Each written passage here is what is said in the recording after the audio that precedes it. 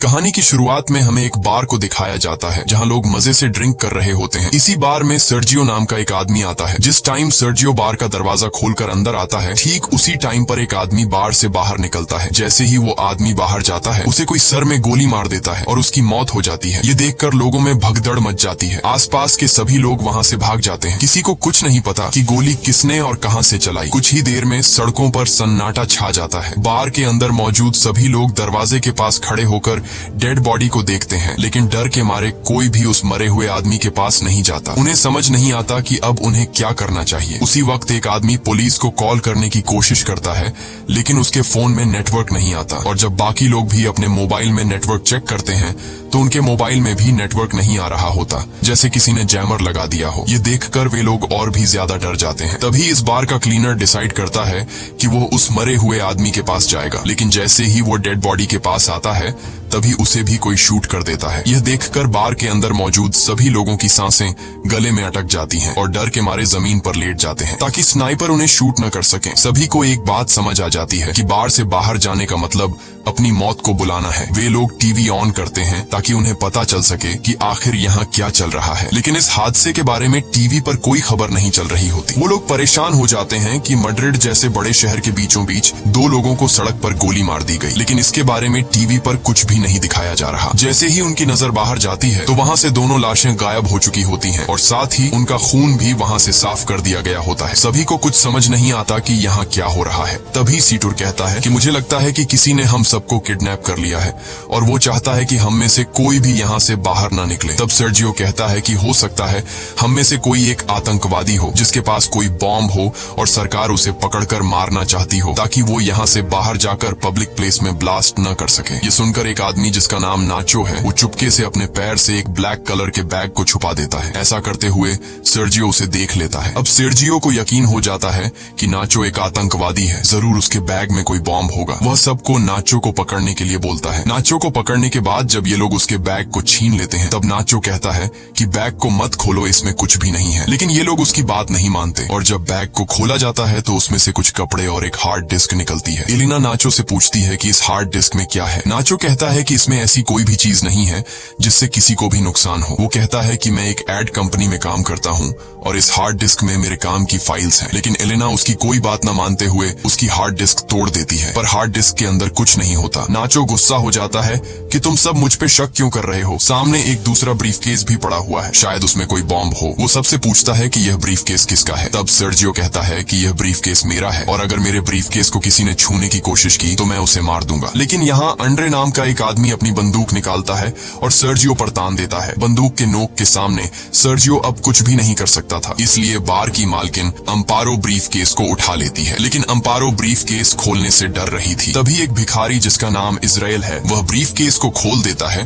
और ब्रीफकेस के अंदर से सारा लेडीज का सामान बाहर निकलता है। सर्जियो कहता है कि मुझे यह सब बेचना पड़ता है और लोगों को मेरे इस काम के बारे में बताने में मुझे शर्म आती है। इससे पहले कि कोई कुछ समझ पाता, उसी वक्त उन्हें बाथरूम से एक अजीब सी आवाज आती है। जब ये लोग वॉशरूम का दरवाजा खोलने की कोशिश करते हैं तो दरवाजा अंदर से लॉक होता है। ये लोग किसी तरह दरवाजा खोलकर बाथरूम में जाते हैं और देखते हैं कि वहाँ पर एक मोटा आदमी पड़ा हुआ है जो कि बेहोश है। दरअसल कहानी की शुरुआत में ये आदमी खांसते खांसते इस वॉशरूम में आया था और तब से वो यहीं पर बेहोश पड़ा है। इस आदमी के पास एक इंजेक्शन भी पड़ा होता है। ये लोग इससे एक नशेड़ी समझकर वहीं पर छोड़ देते हैं। तभी इन लोगों को बाहर से गाड़ियों की आवाज आती है। जैसे ही ये लोग बाहर के गेट के पास जाते हैं तो ये देखते हैं कि बाहर बहुत सारे आर्मी ऑफिसर्स आए हैं जिनके चेहरों पर मास्क लगा हुआ है। आर्मी सोल्जर्स को देखकर ये लोग बहुत खुश हो जाते हैं और मदद के लिए पुकारने लगते हैं। ये सोल्जर्स वहाँ पर बहुत सारे टायर्स का ढेर बनाते हैं और उन टायर्स को जलाकर वहाँ से चले जाते हैं। हालांकि सभी को लग रहा था कि ये हमारी मदद करने आए हैं, लेकिन वो इनकी मदद नहीं करते और वहाँ से चले जाते हैं। कुछ देर बाद टीवी पर न्यूज दिखाई जाती है कि सिटी के एक बहुत बड़े हिस्से में आग लग गई है, इसीलिए उस जगह को सील कर दिया गया है और उस जगह पर अब कोई भी नहीं जा सकता। बार में फंसे लोगों को कुछ समझ नहीं आता कि सरकार झूठ क्यों बोल रही है। ये आग सरकार ने खुद लगाई है, उन्होंने हमें देख भी लिया फिर भी हमें नहीं ले जा रहे। तभी वो आदमी जो बाथरूम के अंदर बेहोश था, वो अचानक सबके सामने आ जाता है। उसकी पूरी बॉडी बुरी तरह से फूल गई होती है, साथ ही उसकी आंखें भी सफेद लाइट की तरह चमक रही होती हैं। वो आदमी कहता है कि मेरे पास मत आना और मुझे छूने की कोशिश बिल्कुल भी मत करना। ये कहकर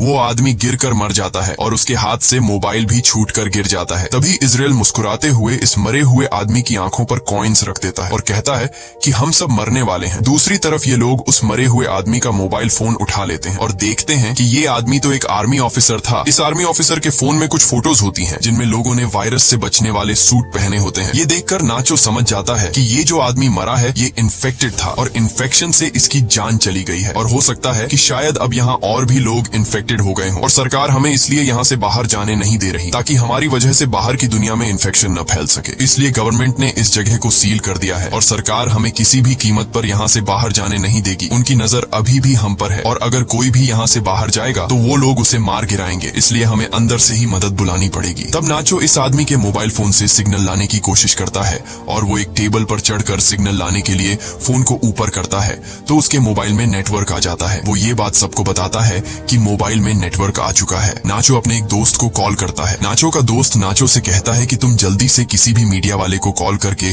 उसे सब कुछ बता दो। लेकिन तभी सेटर भी फोन पर बात करने के लिए टेबल पर चढ़ जाता है और नाचो से मोबाइल छीनकर मदद के लिए चिल्लाने लगता है। लेकिन तभी टेबल पर ज्यादा लोड आने की वजह से टेबल टूट जाता है और उनका कनेक्शन कट जाता है। तब एंड्री दोबारा सिग्नल लाने के लिए नाचो से फोन मांगता है, लेकिन बार की मालकिन अम्पारो उसे रोक देती है और कहती है कि इस फोन को मत छूना क्योंकि ये फोन उस इन्फेक्टेड आदमी का है जो इन्फेक्शन की वजह से मर गया है। ये फोन भी इन्फेक्टेड है और अगर तुमने इस मोबाइल को छू लिया तो तुम भी इन्फेक्टेड हो जाओगे। सर्जियो और एंड्री को बार की मालकिन की ये बात बिल्कुल सही लगती है। अब इसका मतलब नाचो और जिस किसी ने भी इस मोबाइल को या इस आदमी को छू लिया है वो सब के सब इन्फेक्टेड हैं और ऐसा करने वाले इनमें से 5 लोग हैं। अब ये तीनों एक साइड पर खड़े हो जाते हैं और मोबाइल और उस डेड बॉडी को छूने वाले 5 लोग दूसरी साइड पर खड़े हो जाते हैं। तब एलेना कहती है कि हमें पागलपंती नहीं करनी चाहिए। घंटों से हम एक दूसरे के साथ हैं, अगर हमें इन्फेक्टेड होना होता तो अब तक हम इन्फेक्टेड हो जाते। लेकिन एंड्री अपनी बंदूक निकालकर एलेना से कहता है कि मुझसे दूर रहो नहीं तो मैं तुम्हें मार दूंगा। इसके बाद बार की मालकिन सर्जियो और एंड्री सभी को अपनी बंदूक से धमकाता है और कहता है कि तुम सब नीचे बंकर में चले जाओ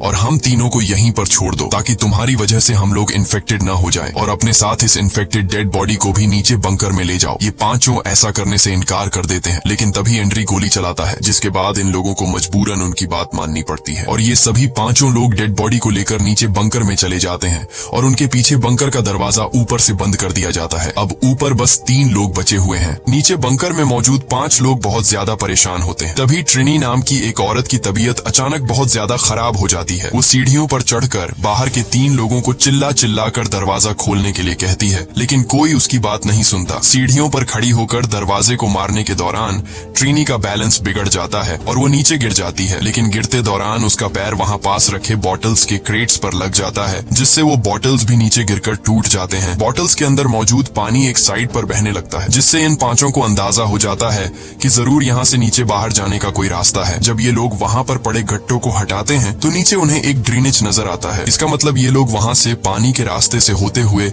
वहाँ से बाहर निकल सकते हैं। अब ये लोग सोचते हैं कि यहाँ से बाहर जाएगा कौन। तभी इजराइल ड्रेनेज के जाली को हटा देता है और वो ड्रेनेज के अंदर से होकर यहाँ से बाहर निकलने का फैसला करता है, लेकिन इस ड्रेनेज का रास्ता बहुत तंग था, इसलिए इजराइल अपनी पूरी बॉडी पर ऑयल लगाता है और इस ड्रेनेज से नीचे जाने की कोशिश करता है, लेकिन ड्रेनेज का छेद बहुत ही छोटा था जिससे वो नीचे नहीं जा पा रहा था और इजराइल छेद में फंस जाता है। तभी अचानक इन लोगों को गोलियों के चलने की आवाज आती है और उन्हें ऊपर मौजूद 3 लोगों की चिल्लाने की आवाजें आती हैं। आवाजें सुनकर ये लोग बहुत ज्यादा घबरा जाते हैं। फिर उन्हें ऊपर बार में धुआं दिखाई देता है जिसे देखकर ये लोग समझ जाते हैं कि ऊपर जो 3 लोग थे उन्हें किसी ने मारकर पूरे बार को आग लगा दी है। तब ट्रिनी ऊपर लोगों की स्थिति देखने के लिए ऊपर जाकर बंकर के दरवाजे को खोलने की कोशिश करती है, लेकिन बंकर का दरवाजा बहुत ज्यादा गर्म होता है, इसलिए ट्रिनी के छूते ही उसके हाथ जल जाते हैं और वो चिल्ला पड़ती है, जिसके बाद ये लोग ट्रिनी के हाथों पर पट्टी कर देते हैं जिससे ट्रिनी को थोड़ा सुकून मिल जाता है। वहीं दूसरी तरफ इजराइल अभी भी बुरी तरह से ड्रेनेज में फंसा हुआ होता है। अब वो लोग सब एक साथ मिलकर इजराइल को ड्रेनेज से बाहर निकालते हैं। इसके बाद ये लोग नीचे बैठकर चुपचाप इंतजार करते हैं जब तक ऊपर का मामला शांत न हो जाए। कुछ घंटों बाद आग पूरी तरह से बुझ जाती है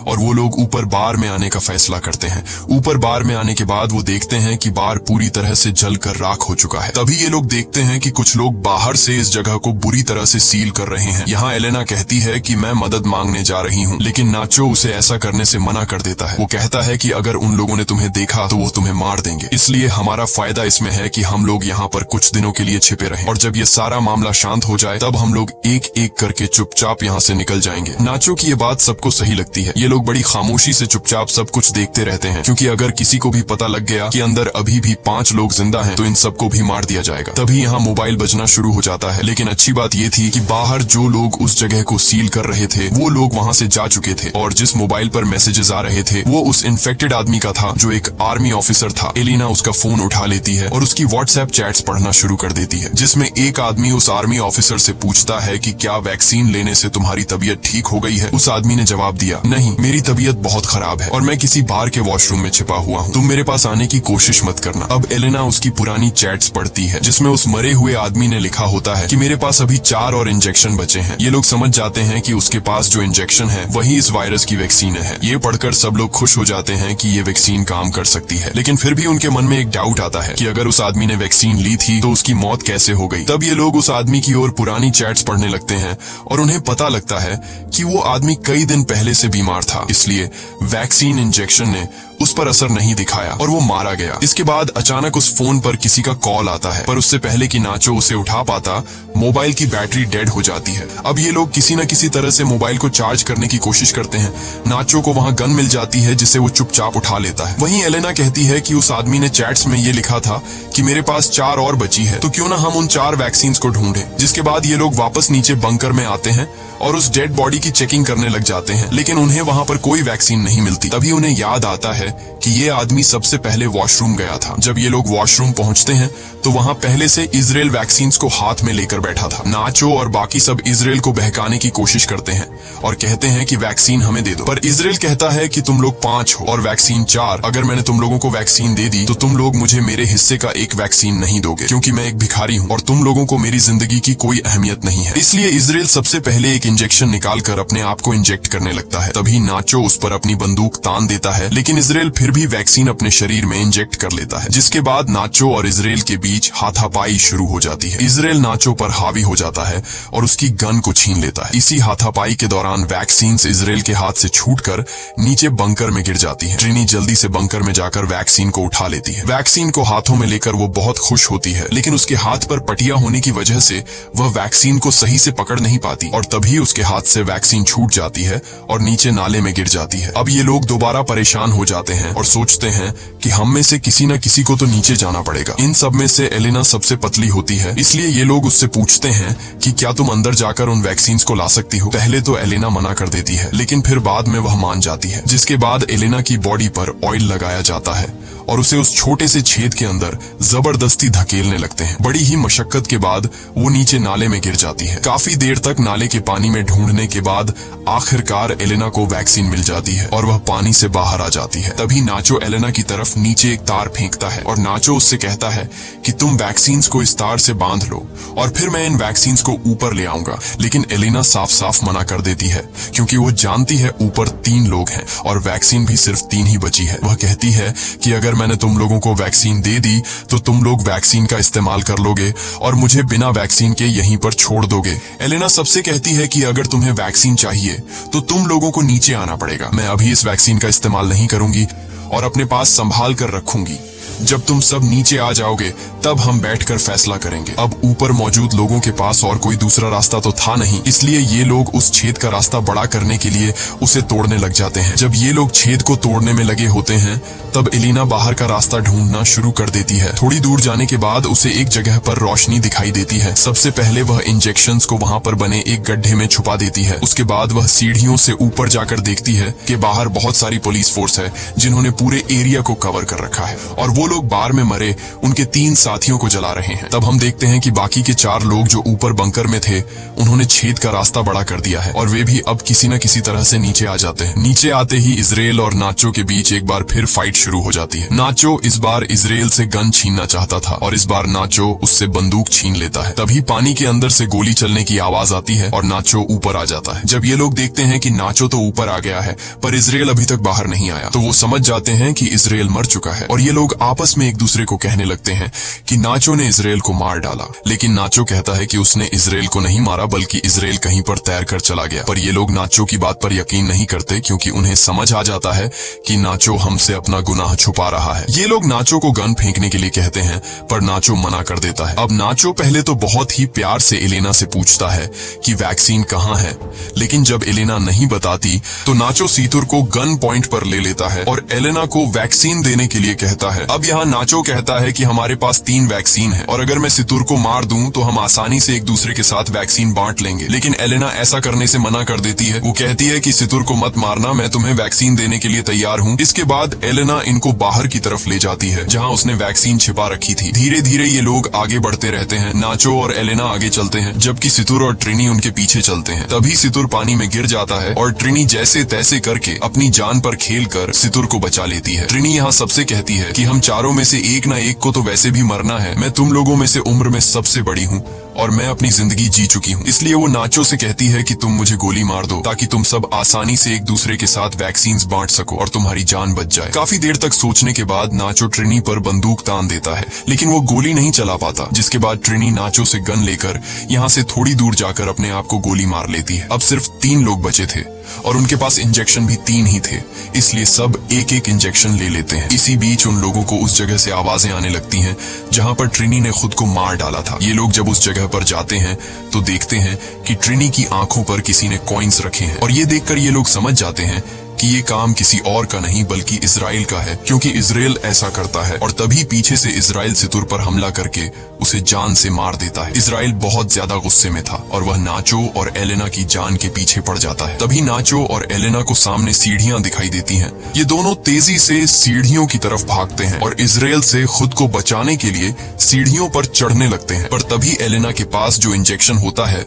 वो उसके हाथ से छूटकर नीचे गिर जाता है। अब क्योंकि इजराइल भी उनको मारने के लिए उनके पीछे सीढ़ियों पर चढ़ रहा था, इसलिए अब एलेना इंजेक्शन उठाने के लिए वापस नहीं जा सकती थी, क्योंकि अगर वह नीचे जाती तो इजराइल उसे मार देता। तभी इजराइल नाचो को पैर से पकड़ लेता है। तब नाचो को एहसास हो जाता है कि वह बाहर नहीं जा पाएगा, इसलिए अपना वैक्सीन एलेना को पकड़ा देता है और उसे कहता है कि अपना ख्याल रखना। तभी इजराइल नाचो को पैर से पकड़कर नीचे जोर से खींच लेता है, जिससे ये दोनों नीचे गिर जाते हैं और उनकी मौत हो जाती है। तब एलेना नाचो का दिया हुआ वैक्सीन खुद में इंजेक्ट करती है और ऊपर ड्रेनेज का ढक्कन खोलकर बाहर निकल आती है। बाहर निकलते ही उसे बहुत सारे लोग दिखाई देते हैं और वह देखती है कि सरकार ने यहाँ से आगे का पूरा इलाका सील कर दिया है। तभी एक औरत अपना जैकेट निकालकर एलेना को पहना देती है और एलेना लोगों में घुल मिल जाती है। इस कहानी में कुछ बेगुनाह लोग भी मारे जाते हैं, लेकिन गवर्नमेंट को यह कदम मजबूरी में उठाना पड़ा, क्योंकि अगर ये लोग बिना वैक्सीन के लोगों में घुल मिल जाते तो यह वायरस पूरी दुनिया में फैल सकता था। इसलिए गवर्नमेंट को अपनी कंट्री के पब्लिक की सेफ्टी के लिए यह कदम उठाना पड़ा। इसी के साथ ये कहानी खत्म हो जाती है। अगर आपको